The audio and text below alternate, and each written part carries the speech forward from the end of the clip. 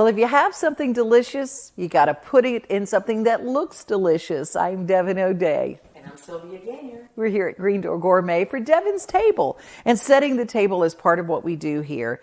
And it's the month of red, isn't it? Yes, for Heart Month, Valentine's. But what is so awesome about using red, it comes out of Christmas. You still have red. You hang on to it, it's going to be around for the 4th of July. See? You can't go wrong with some awesome red dishes. I love that too. I mean, it really is nice. I love red dishes, and I've got some antique glassware and glasses. I love the red glass. It's so pretty, the cranberry glass. So when you're talking about red dishes, you have to think of a couple of different things. One, not all food looks great in red. Okay, like what's something that wouldn't look good in red? So, believe it or not, you don't want to serve rare meat.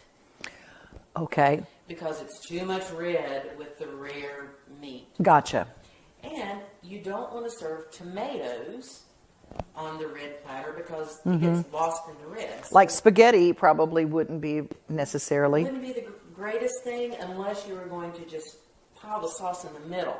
Yeah, and put like green around it. Okay, gotcha. So, and you have some green, as you said, making the color pop. So, you want to think red is beautiful for salads, different sides. It's beautiful to put cheese on. Oh, gotcha, yeah. Mexican food looks great because you've got a lot of those textures and colors going on with that. So, think about what's going to go on the plate so it just doesn't disappear into the plate. And I love these, like serving dishes. They're like, this is beautiful. They're great to put nuts, candies, a salad in to serve. Wouldn't that be a nice salad bowl? Oh my gosh. And then what you can do is you can take an underliner plate, something, if you want to go a little frilly or fancy, take something like this, and then you have an underliner that sits on. Oh, nice. And you could use that. If you had a cold soup, this would work, but you probably wouldn't want to put something super hot in this bowl just because it might crack it. Yeah, not a chili bowl, y'all. No, not a chili bowl. And then a plate like this is more of a charger style plate, and you can kind of cheat and put a salad plate in the middle of that. Or if you have... Oh, that is really pretty. Do y'all see this? Do that together. And they're all different shapes as well. So if you do one to layer it one more, and do one here, these reds match each other. These are blue-based reds. So there are different reds that you're thinking about. Blue-based reds, and then you come over here, and then this is an orange-based red. Yeah. For anybody that has ever picked out lipstick, you know what we're talking about. Or had your colors done. yes. And so this one is going to show more orange, more brown textures. If you're a winter, if you're a fall. Absolutely. So you have plates that can stack together. And I love the square plates too. That's really, I love different sizes and different shapes and plates. And then this is a combination of the two. Yes. Rounded and this is one of my favorite plates. I've had it for a long time. And they have these little matching plates that can go in the center. Or you could even put that in here. So mix around inside of that. Look how interchangeable. And Yeah. texture it like this. So it's fun to put all these things together. Or you could do just a nice soup roll. A standard white. I love serving food in white. Everything always looks good in white. You can, make it look super pretty. You can do that. You could put it on this bowl. If you just needed something to carry because the bowl was hot. Right. And then when this is off, then you have that pretty little pop of red at the top. Oh, I love it. And I couldn't resist because of Valentine's Day. A little flower plate that brings out the pink. That can make your reds match together with your whites. So if you have something that has flowers, or if it is a Valentine's plate, that's great for the holiday. But this brings everything together.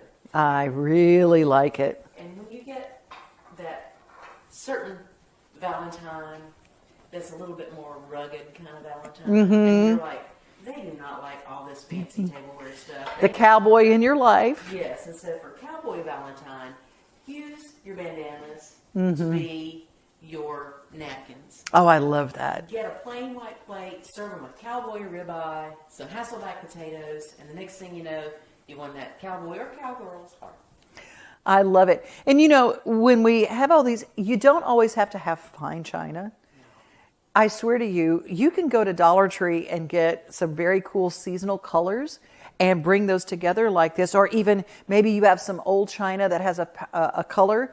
Well, check out when you go to your local dollar store and see when they have a sale or something, a change in the seasons, change in colors, and you might get just the right pink or just the right red, or might find something that's really interesting that you can pair, and no one will be the wiser. And a lot of times people are downsizing their life, and they will take 12 plates that are the perfect thing, and they're going to be at the local thrift store.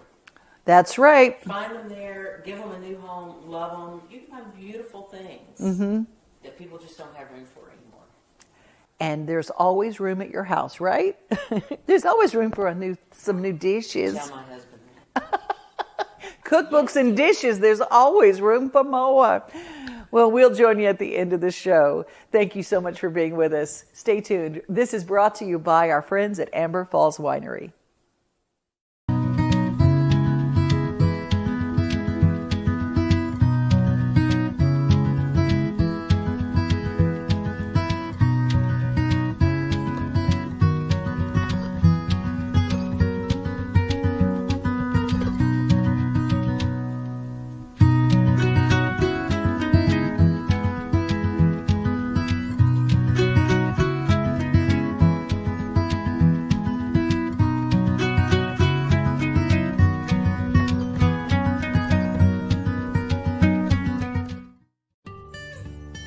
Nestled in Nashville along the Cumberland River, Green Door Gourmet is a 350-acre organic farm, agritourism operation, and on-farm store.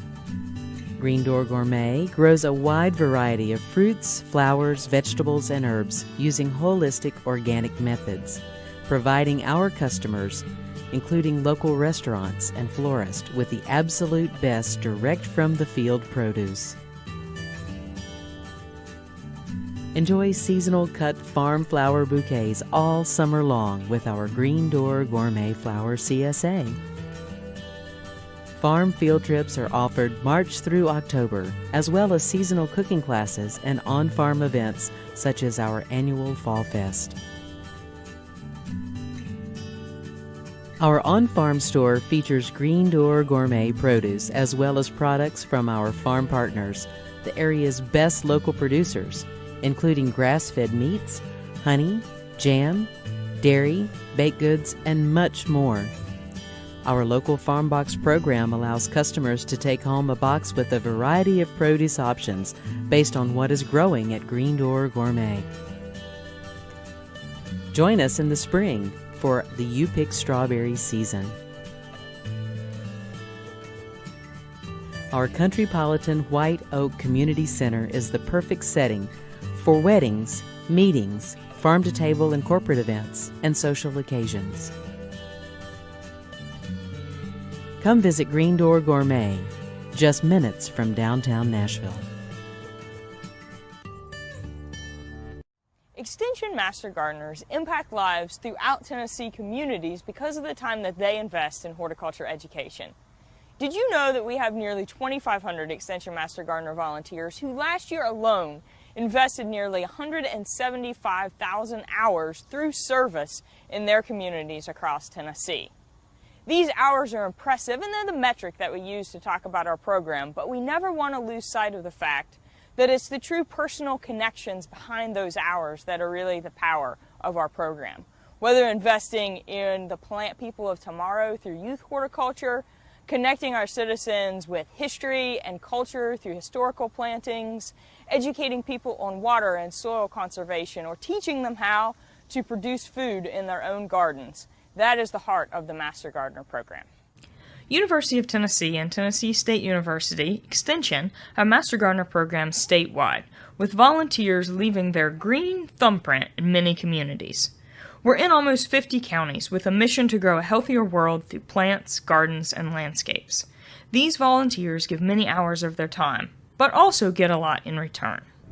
Gardening is very therapeutic, and I have a disease that when I was first diagnosed, they told me that they didn't expect me to be walking after 2005, and they don't know why I'm still doing these things. Well, I'm doing them, I think, because I'm out here gardening and I'm out with people and I'm living my life. All that, as much as I know, I love sharing it all because it gives people joy working in their gardens. I find so much peace working in my garden, and that I love that what we share enables other people to do that too. It's easy to volunteer in the Master Gardeners. Just find out something that you like to do, and you do it. And it's not just enjoyable; it's downright fun.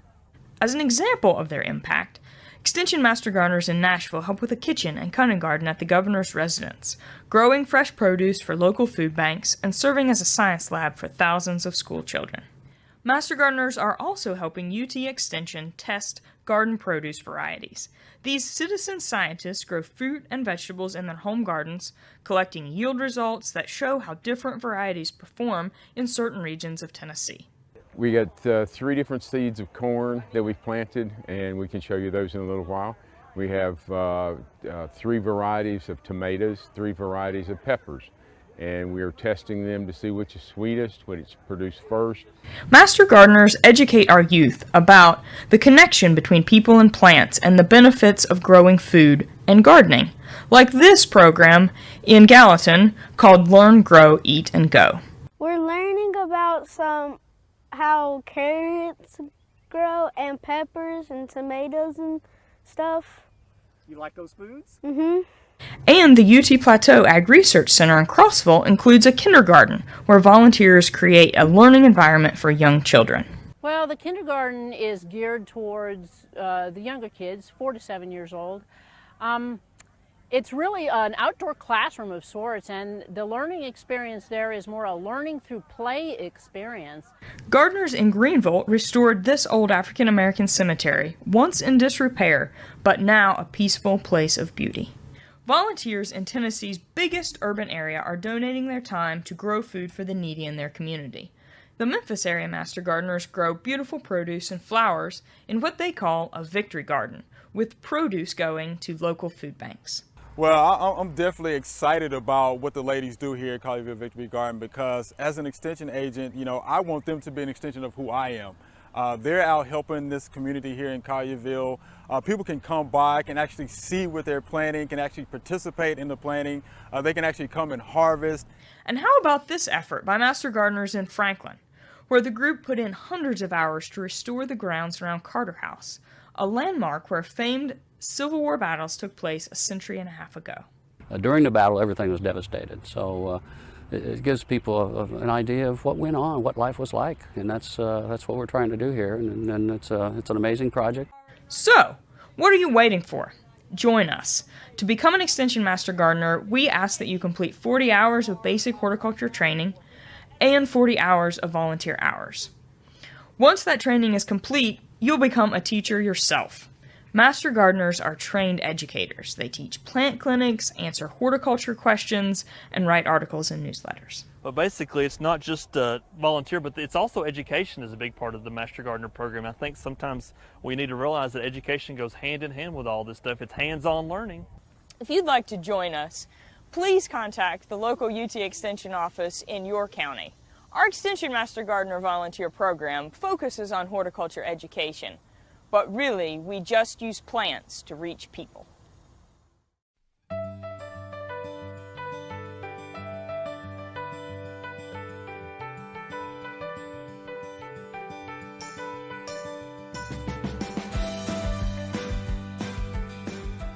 Gallatin, Tennessee, it's a small town just outside of Nashville. Maybe a small city of only 40,000 people, but we're big in attitude.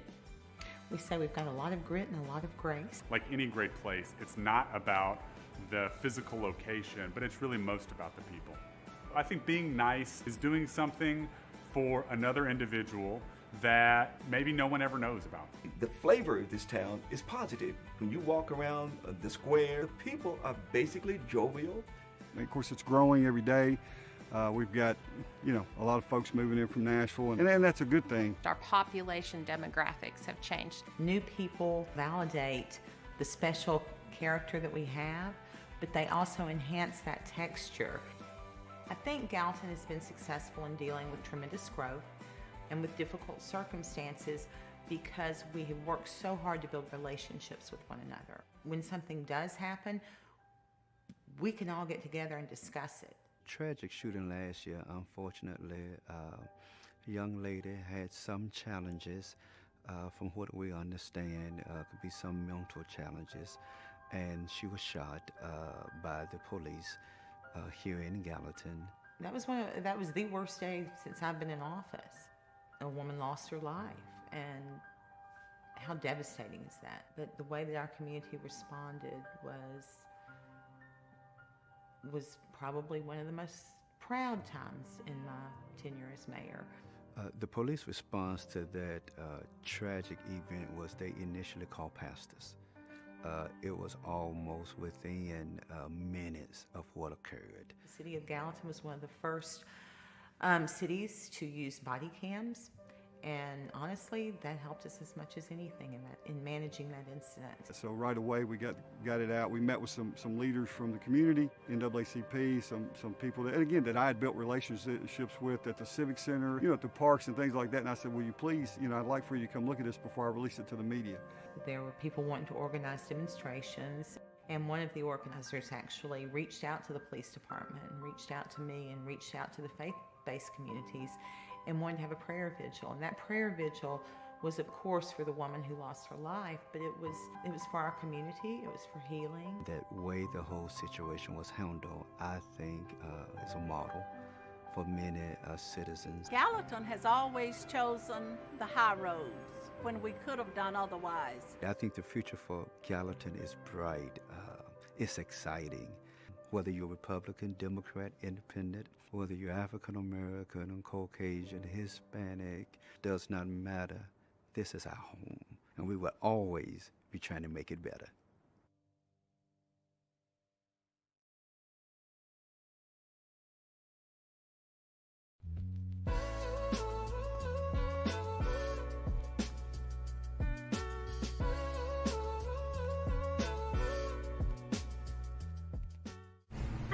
I'm Katie Prendeville, affiliate broker at Core Real Estate. I'm here today at Chic Artique in Goodlettsville to speak with the owner, Jenna, as a part of our Shop Local campaign. She's got an awesome little store here, and I really look forward to learning more about its origin and finding out about her favorite pieces. Hi guys, this is Jenna, the owner of Chic Artique in Goodlettsville. Jenna, thank you so much for joining us today and taking a couple minutes. Thank you for having me. Absolutely. So tell us a little bit about how your store started. Well, we started in 2016, and my son at the time was 15 years old, and he made one of our headboards, and it had lights on a dimmer, USB ports for the phones, and we posted on Facebook, and everybody was like, you should open a store, you should sell these. And I had a store previously in Georgia, so it wasn't that much of a stretch. So we opened in 2016 in a 10 by 15 booth in a Maker's Mall, and then we just expanded, and now we've been here for 4.5 years, and we have 5,000 square feet, so it's been fun. We added farm tables and lots of other different types of furniture. Amazing. Mm-hmm. And where does your inspiration come from for items you bring into the store? Well, we go to, on buying trips, we go to Pennsylvania twice a year to pull salvage and bring it back from Pennsylvania, and then we also go to the market in Atlanta, and we do all of our wholesale shopping there. Amazing. Yeah. That's fun. Mm-hmm. And why Goodlettsville? What made you decide to open the store here? Well, we live on the north side of Nashville. We actually have a farm in Greenbrier where we build our furniture. We have a wood shop there, and Goodlettsville is close enough into Nashville because we're just 12 miles north. Mm-hmm. And so we pulled from Franklin, Brentwood, Nashville, Hendersonville, Gallatin. I mean, we pull from all over, even Kentucky and Alabama. Amazing. Yeah. Wow. And what kind of new things do you have coming up that you guys are excited to share with us? Well, we are very excited to tell you about on our property in Greenbrier, we have 60 acres, and we are starting a glamping business we'll have 2 tents set up to start with, which we're building right now, and they're going to be kind of high end. They're going to be filled with merchandise from the store. Fun. So we'll have our headboards and chandeliers, and all of them will be heated and cooled and have a bathroom. Each tent will have a bathroom. So they're going to be kind of for the people that are afraid to camp, but they want to camp. So we're really excited about that. And we have a great creek there and lots to do on the property. So we're tying that in with the business, and we're really excited about it.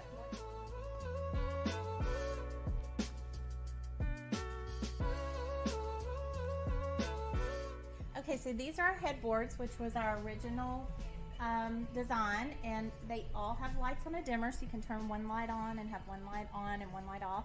They all have USB ports for your phones, and that's probably one of our best-selling items. Along with our bedding, we sell a lot of bedding and pillows and that kind of thing.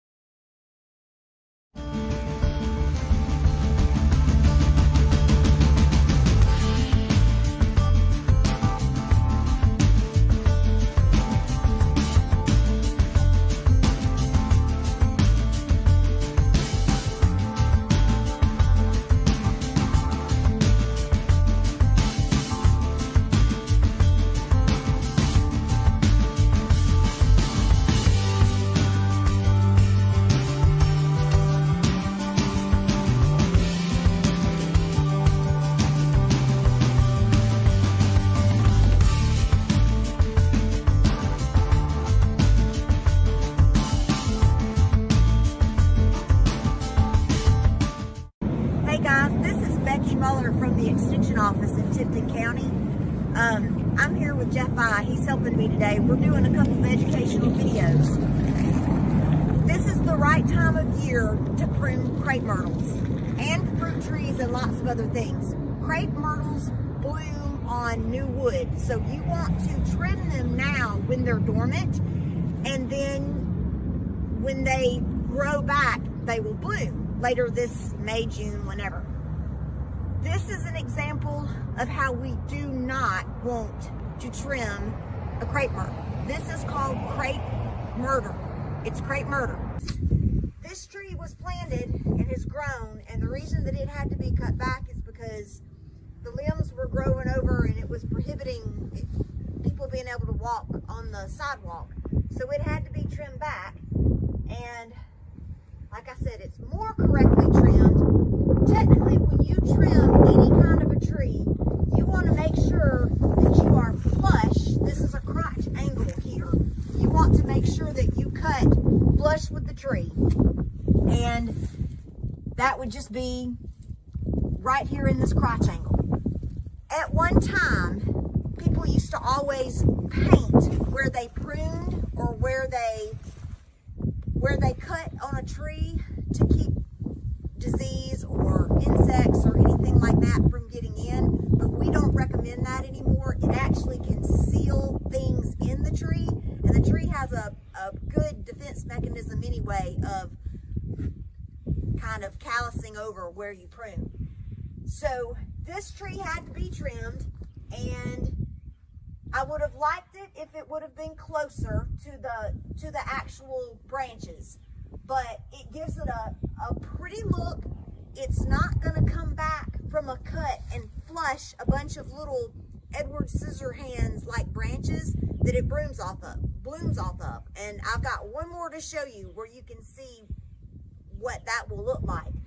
I wanted to show you, if you do commit crepe murder and you top your tree, this is what happens. You get a big flush of growth right over where you cut, and it looks very unnatural, especially all winter, but there's no other growth. You just have a big conglomeration of branches and blooms right up here at the top.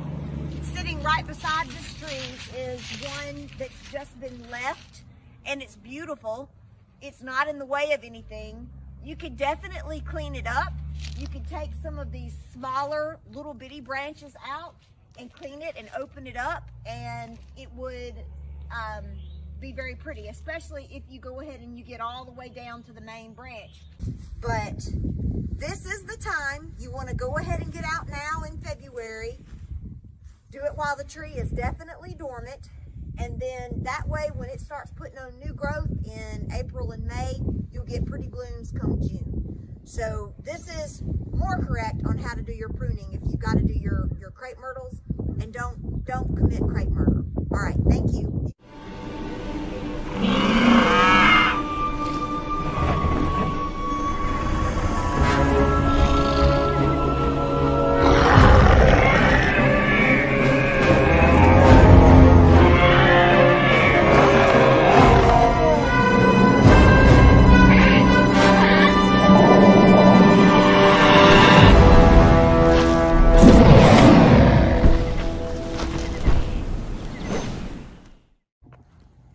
We are at Black Diamond Culinary in Cool Springs, and they call it a culinary experience, and they're right, because it is. And Chef Chris is going to be sharing some wonderful Mexican recipes. Ain't nobody don't like Mexican, I'm just going to tell you right now. We're going to go in the kitchen, and we've got a recipe on Mexican rice that you're going to absolutely love. So today we're going to make Mexican rice. It's yummy, a beautiful side dish to go with any Mexican dish you decide for a main meal. I never can make rice that's like the kind that you would get in a restaurant, the really fancy restaurant. Well, so you're going to show us how. This is going to be a gorgeous dish. So let's get cooking. Okay. Start with good old olive oil, right? So yes, we're getting our pan nice and warm here. We're going to put just a little bit of olive oil. You could put sunflower seed oil, whatever your preference is. Vegetable oil. And we're going to start stirring out our onions. And this is about 1/3 cup. And we're just going to stir these around just for a moment. We're going to put our garlic in last because we don't want to burn our garlic, so it will taste better. We get these nice and tender. I hope you guys caught that.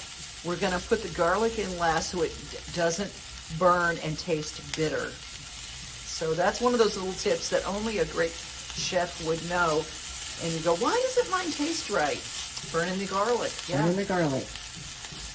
We'll keep it just nice and fresh.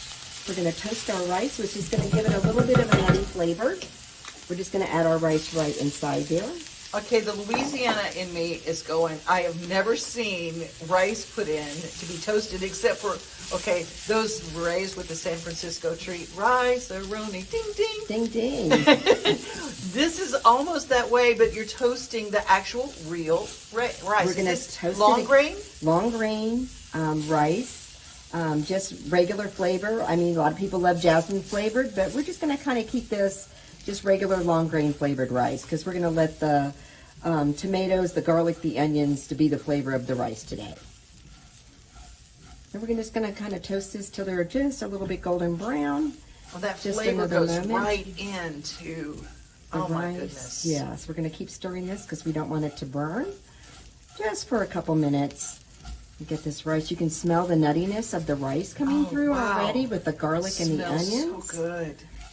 This is going to be beautiful.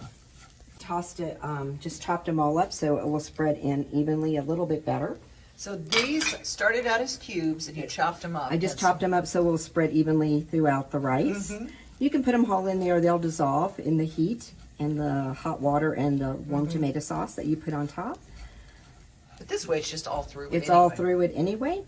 And this is 1/4 teaspoon of garlic powder. So we're just going to put a little bit of that in there. As well as the fresh garlic, you're putting that in. And the fresh garlic. We're going to put 2 cups of water now.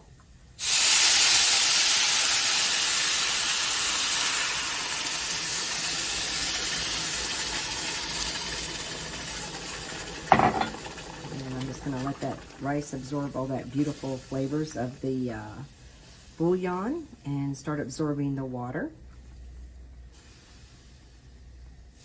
Oh wow, you see the caramelized onions that are popping to the top there? Just really beautiful. You can still smell the toastiness of the rice. So it's going to create a beautiful flavor in your Mexican rice dish. Kosher salt is what I prefer to use just for flavor. You can always add more to your taste after. And then now we're going to put in the tomato sauce right inside. And all of that beautiful flavors are going to soak right into all those golden toasty rice. We're going to get all that deliciousness out of this cup. We're just going to stir that up. We're just going to let it bring to a boil. We're going to cover it and let it simmer for about 20 to 25 minutes on the stove. That's the thing about rice, covering it and let it simmer. Because the moisture holds in the top with the lid and it really does help the rice absorb it. You can see it's starting to come to a little bit of a boil. I'm just going to let it work its magic. Now here's something special.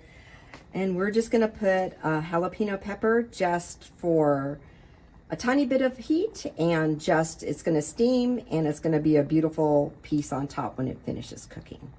All right, now the seeds have been removed. The seeds have been removed, just cut in half. We're just going to set it right inside here. And it's already come to a boil.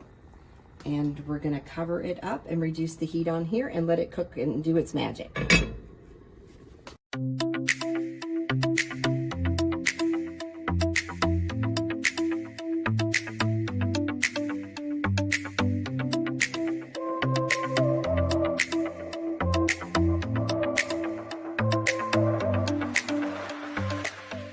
Okay. You ready? So here we go. Our Mexican rice is completely finished. Oh, look at that. Is that gorgeous? And so what happens is your tomato sauce kind of looks like it floats to the top, but no worries. We're going to fluff it all up with a fork, and we're going to move all this rice and have it stirred in with our tomato sauce right at the top. Look how beautiful this is. And the flavors are going to be amazing. That's Mexican rice. That's like you Mexican get rice. you get in any of your Mexican restaurants. Now the difference between the Spanish side, which is like paella or something like that, it's kind of similar ingredients. It's similar ingredients. Some people like to put bell peppers inside. It's just whatever your taste buds are looking for. Look at all nice and fluffed up, ready to serve. You've got that hint of jalapeno with no seeds, but not overwhelming. Look at how gorgeous this is. I love it.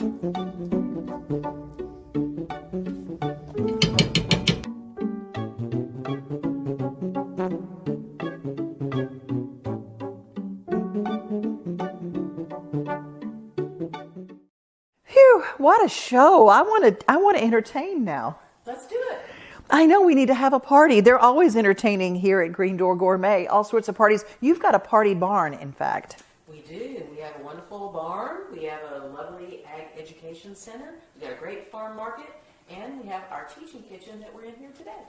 If you guys have a corporate event and they say, it's your job to find something really interesting to do for our corporate event, you're our entertainment director, find something. I'm going to tell you, you cannot find anything better than just giving this woman a call. We'll fix you right up. Yes, greendoorgourmet.com to get all the information. Well, be safe, everybody. We love y'all, and we're so glad when you join us. And if you're out there looking for a blessing, just remember, you got to first be one.